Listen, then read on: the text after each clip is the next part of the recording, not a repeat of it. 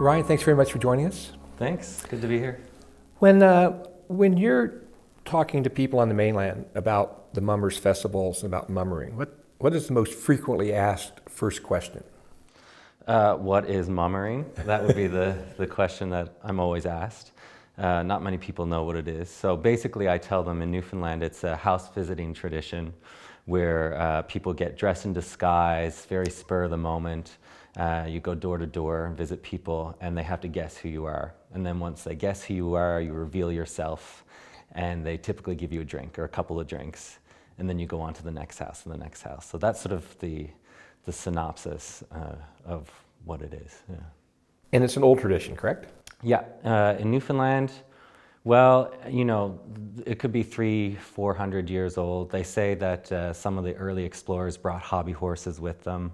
I know in the, probably the earliest documents that actually record mummering are in court records for mummer misbehavior and mummer murder, in fact. So there are records from the 1840s that do document mummers in the courts. So as I understand it, rural Newfoundland, Christmas time, the 12 days of Christmas are celebrated, and in the evenings, people would dress up, disguised, go to their neighbors, then their neighbors, and after revealing themselves, there would be some entertainment, drinks, food. Then the host would dress up and they would go on to the next house, Is that? I think sometimes the hosts dress up, sometimes they don't. Okay. Maybe the adventuresome hosts will. I know when I've gone mummering, we've brought people along on the way and our numbers have grown as we went along, yeah.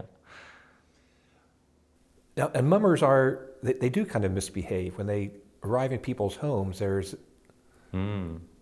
Yeah, I like that. Yeah, there's license to misbehave a little or act more freely. I mean, I think that's just inherent in disguise in general, that you sort of put on a different character. I know the mummer often, I mean, these days kind of takes on the character of the fool, but they have been known to probably go beyond their limits. I know that sometimes there's a bit of sexual innuendo. There's like definitely lines get crossed, or there can be edges pushed. That's for sure with mummering.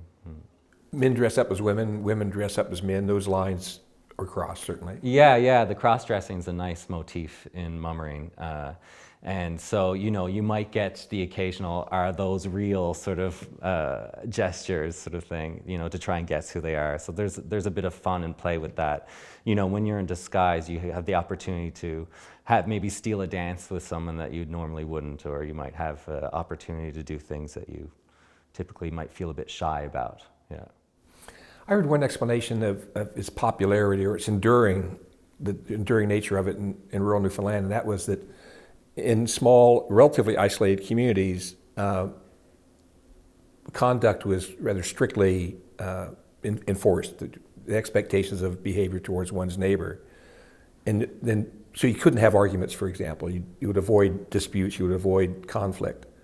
But at Christmas time, you could get dressed up and you could flirt with your neighbor's wife where you'd never be able to flirt with your neighbor's wife. Right. That's a nice, charming part about mummering, I guess. And, you know, I think, you know, even the slightly darker side of mummering, it's also been given people license to be a bit violent or to sort of bring up a fight, or I know that has happened in the past as well. And there's good old court documents of that happening. I don't know if that happens as much anymore. Hopefully not. So in a community where confrontation was avoided at all costs, once you're in costume during Christmas time, you can confront that neighbor that's you've been in odds with. I don't think that's really like the main thing. I don't think anyone goes out to do that. But you know, it's a social practice. It's about visiting. I mean, Christmas time, people are typically not working as much, so it's a time to be social. It's a time to visit your friends, maybe play a trick on them, add some lightheartedness to your visiting tradition, you know? Yeah. The misbehaving mummer, I want to stick with a little bit more. Did the mummers kind of scare children? Was that part of it as well? You know, I talked to a lot of people who grew up with mummering, and some of them are terrified of mummers, and they have that sort of, they can be a little bit scary, a little bit creepy. And I know, like with the hobby horse, for example, that's a part of the tradition where the people make these horse puppets, sometimes out of real animal skulls or out of blocks of wood, styrofoam, whatever. And they were known to be especially mischievous. They might, they were like a prankster.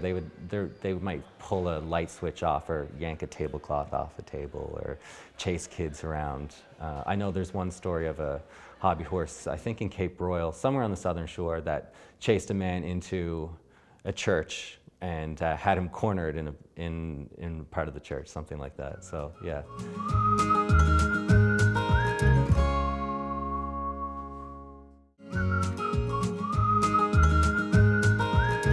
You brought a hobby horse with you. Yeah. Show it to us. As you're getting this ready, I should point out there's going to be a parade of mummers in St. John's on the 15th or the 16th? The 15th of December. It's the fourth annual Mummers Parade for us. So we host a whole series of events, and then they all lead up to the parade day. And on that day we have, this year we have 4 events. A rig up, which is an event right before the parade where people can dress in disguise. So, I mean, the whole idea of the parade is to be a participant, not an observer. So we try to make it as easy as possible. And mummering was never really something about planning too much. You sort of, when you come to figure out a disguise, it's about picking something up off your table or what, you know, something you have around. So we do an event called the Rig Up, and we have all this clothes laid out. People can get in disguise. And then once you're in disguise, you can join in the parade. The parade ends at the rooms, and we have a dance and some purity syrup and a bunch of stuff like that. And then we're doing a new event this year called Mummeroke, which is going to be Mummers Karaoke at the Georgetown Pub. It'll be nice. But in any case, yes, all the events that lead up to that are supposed to sort of equip people with a bit more knowledge and a bit of understanding and figure out ways for them to get involved in the actual parade. So one thing we do is a hobby horse making workshop, where people can make hobby horses. We sort of have created, this is one here. So this is the parade hobby horse. Somebody would cover themselves up. Yeah. I mean, I can show you if you like. Basically, that's okay. I think we're gonna have pictures of it. Yeah. Okay. So basically, you would go underneath this. You would wear it as a disguise. So you would put yourself under this sheet, and then would sort of look out from underneath and walk around and probably try and bite people. Take a little bite out of them, something like that. So yeah, these horses are. We devised a cardboard template, basically, and it's duct taped, and then you put in a mouthpiece with nails, glue gun, string, and 3 or 4 hours later, you've got a hobby horse. And then, of course, you individualize it. So all the horses that come out to the parade are quite different, different themes. There was a beautiful ghost bride horse the first year. We had a devil horse, all kinds of neat versions of this guy.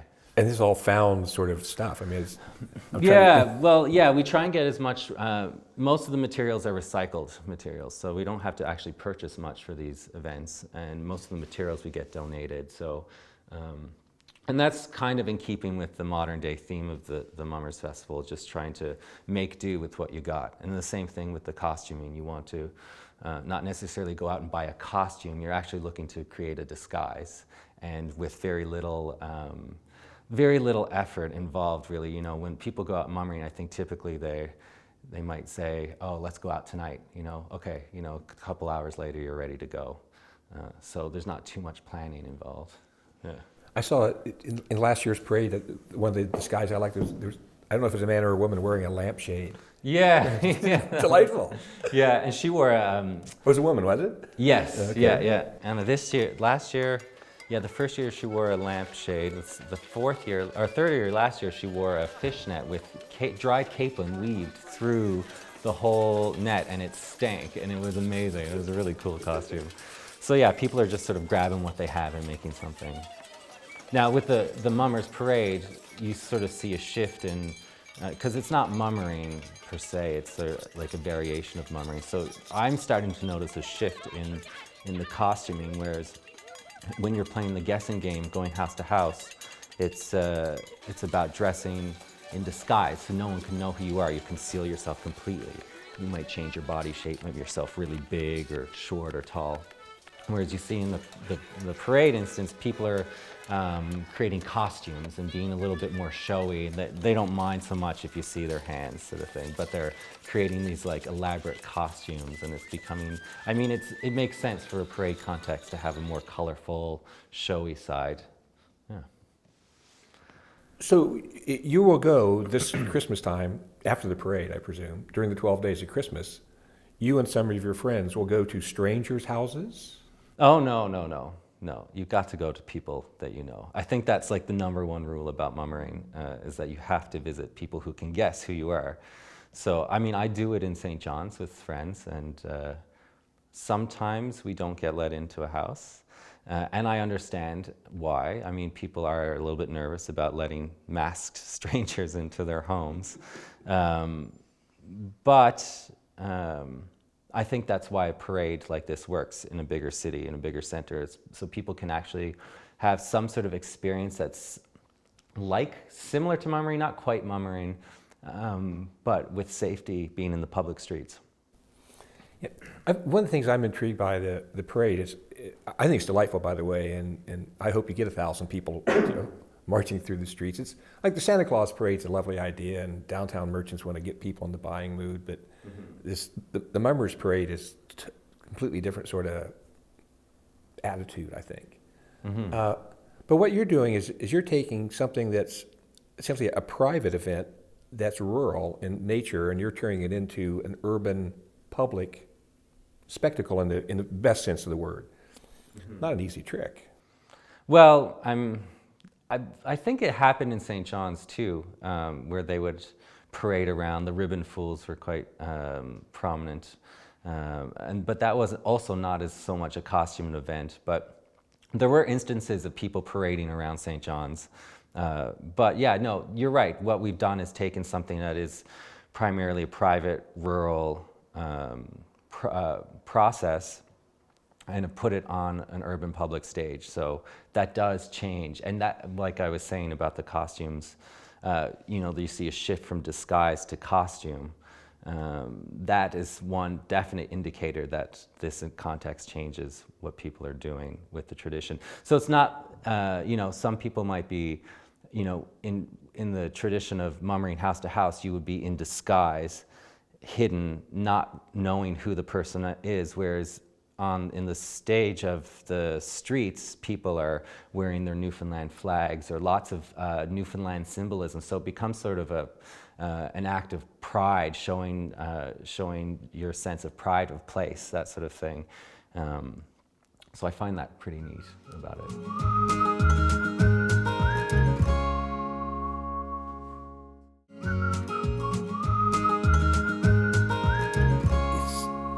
I think it's also interesting that there's a period of time when mummering was against the law. The Newfoundland legislature, when it was long before Confederation, outlawed it. You weren't allowed to do it. Yeah. People, but the tradition, survived. Yeah. I don't think it really stopped too many people. I mean, actually, this year is the 150th anniversary of the ban on mummering, and that would have, So, and I think in the early '80s they sort of got rid of that legislature, but it was never, I don't think it was really ever adhered to. Yeah. Do you know the story behind the ban? I mean, what do you know of the story behind I don't know much about it. I know that in the 1840s there was a guy named Isaac Mercer who was murdered by mummers, and that was probably the most famous... Murdered by mummers. Yeah, there was a mummer murder, and I don't know much of the details. We actually are having a great public talk as one of our events with a professor who did a lot of study on the archival findings around court documents related to that case. So I will be enlightened eventually on this. But yeah, I think that instance is what initiated this ban on mummering, and since then I guess it sort of went away after a while. It never became a big issue, I think, in the end. I'd like to come back to the notion that you've taken something that was rural and kind of private and you're turning it into a public thing. There's also been a development of a mummering industry. We're looking at some of the paper mache mummer characters here. I should point out we're at Devon House, which is the home of the Craft Council of Newfoundland and Labrador, which is it's kind of an appropriate place to be talking about Newfoundland traditions. And there are artisans now who make mummers in a variety of forms. I guess we shouldn't be surprised that it's become a popular kind of public event. Yeah, yeah. I mean, mummering has, you know, the mummer has turned into an object of sorts. I mean, quite literally an object. And that's, I think, okay. I mean, what the parade, the reason why we did this event in the beginning was with the hopes that it would fuel the tradition, the house visiting tradition, so that the parade didn't become the be-all and end-all of mummering. We never wanted to take over the tradition. We wanted to keep it, keep the house visiting tradition alive, because it does sort of ebb and flow over time. People don't do it as often as they used to. And our hope was that if we sort of did sort of a public event like this, that it would spark new creativity and new interest in the whole thing. And I think that objects like the mummer ornaments, the mugs, the t-shirts, all that stuff, I think it just adds to the whole idea of mummering, and it's actually quite great. So, you know, mummering never dies. It just sort of takes new forms and new shapes, and it's very much in our consciousness. Like the idea of the Newfoundlander as a fun-loving person, I think, is very much encapsulated in the symbol of the mummer. So it's no surprise that that people create such works, and like, I mean, the list of things that people make with mummers is endless, you know. I find it also to be like an expression of pride and place in Newfoundland nationalism in its best kind of expression. I worry a little bit sometimes about the fun-lovingness part of the Newfoundland stereotype, if you will, crossing into playing the fool and reinforcing a negative stereotype, which I guess comes to the question of authenticity. Does it concern you that some people may find the foolishness to be taken to reinforce a negative stereotype in Newfoundlanders? Well, I think something about a parade especially, and you look at other parades around the world, and parades are about stereotypes. And they're about reinforcing old stereotypes. They're about challenging stereotypes. So I think you see both things happening all at once. So some people are playing that stereotypical, there is that idea of the fool, but I don't know, I think there's two sides to that too. Like, I think the idea of playing the fool, of not taking yourself seriously, is also a really positive idea that's tied into our sense of identity too, and not taking things too seriously. So I see both things going on at once, and I like the sort of parade space as a space where both can exist and can sort of live side by side. And yeah, and what I also like is that people are actually reshaping the tradition as it goes along, which I think is vital to traditions in general. Yeah, I think the parade gets it. I think the parade's got it right, and I don't think it offends the authenticness of the mummery. Where I take issue with it, I guess, is where actors dress up as mummers at dinner theaters in the summer months. Right. It's so out of place. Yeah, I mean, I don't know if I don't think there's anything wrong with that either, actually. I mean, you know, you see mummers at summertime come home year celebrations. Well, then they do Christmas dinners, you know, in the summer here. And, you know, I don't see, you know, like, why not? These people who are Newfoundlanders who are living away, expatriates who come home, their only chance to get home is in the summer. And here's an opportunity then for them to have, and that's why they do these Christmas events in the summer, you know. So they get a sort of I mean, there's a lot of nostalgia wrapped up in that. And yeah, I see people taking free license to do what they want with the tradition. There's no ownership over it, and people are free to make it how they want. And it's not typical or untypical for events to move throughout a calendar year as well. So I think that that's a great thing. I know what you're talking about because I get a lot of calls for people looking for mummers for conferences and other events. And maybe I do take maybe some issue with that, in that these people are sort of become professional performers that are, you never actually have to find out who they are.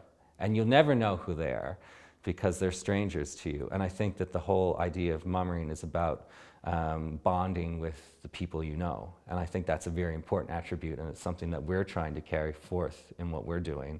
And so you don't, in the whole idea of a mummer coming in and doing a dance and a jig for a bunch of people in a conference, well, you never have to know who they are, you never have to guess who they are. And so that, I think that that transfer of the tradition in that way, it's what it is, but that's not the direction we're trying to take things.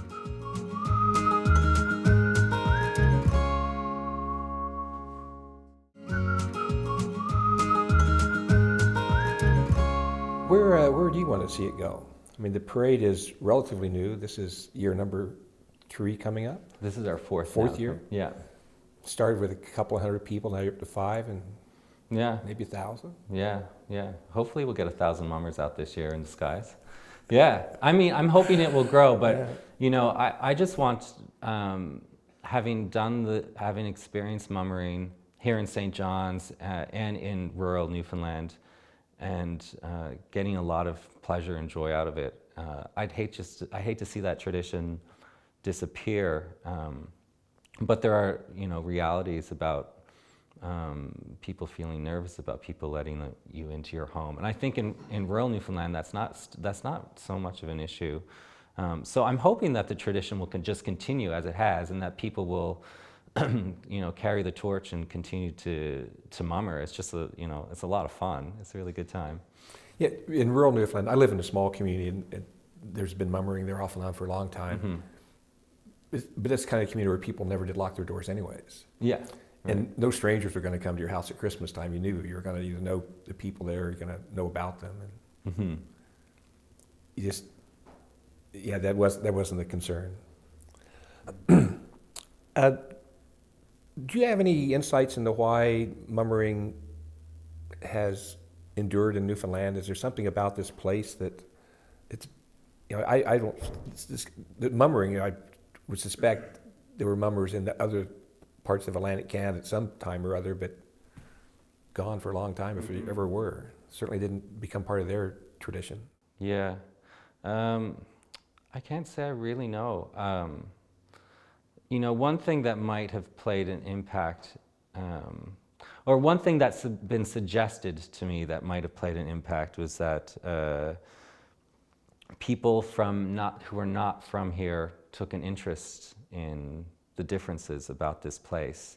And you know, we had a folklore department exist at the university, and a group of outsiders were, you know, people from other places who came to, they're folklore professors, and they came to study here and teach here. And they took an interest in the tradition in a way that maybe people who were from here, you know, it was just a common day thing. There was nothing overly special or unique about it. It was just sort of a typical yearly thing that you do. But there was an interest by outsiders who wanted to know more about the tradition. And I think we've had different cultural revivals. You know, there was a bit of a cultural revival here in the 70s, and we had a mummers troupe here, and then Sim and I came out with their mummers song. So I think people are sort of self-conscious here, are very aware, much more aware of their uniqueness, and that sort of feeds into your sense of identity, and I think that people are continually expressing that, and then taking what was old and making it new. And so I guess we have maybe a more self-conscious understanding of, or a sense of who we are. So I can see how that that element is what keeps something like mummering at least in the picture and doesn't make it completely disappear. Well, the parade certainly is going to play a role in reproducing the tradition, and I would guess. Well, let me ask you, who are the kinds of people who come to the parade, and has it changed over the last couple of years? It's hard to tell because they're all mummers, right? So I don't know who they are. Children? Yeah. We get kids. A lot of families come out to this event. We're getting people. I mean, I'm assuming most people are coming from around the St. John's area.